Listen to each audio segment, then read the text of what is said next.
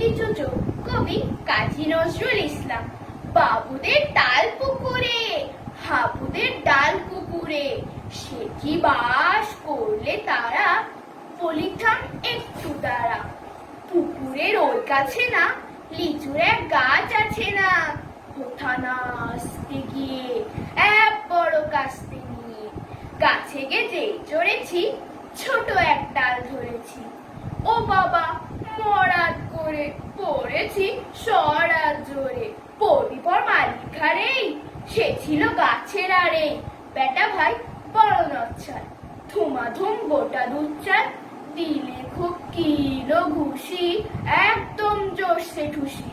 আমিও বাগিয়ে থাপড়, হাওয়া চাগিয়ে কাপড়, লাফিয়ে ডিঙ্গু দেয়াল, দেখি এক পিঁপড়ে শেয়াল। আরে ধ্যাত, শেয়াল কোথা, ফেলোটা দাঁড়িয়ে হোথা, দেখে যেই আটকে ওঠা, কুকুরও চড়লে ছোটা।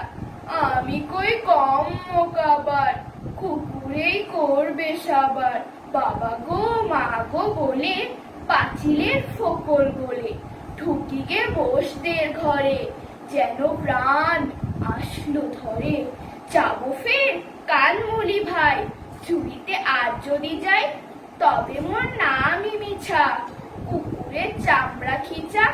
সে কি ভাই যাই রে ভোলা, মালির ওই পিটনি গুলা।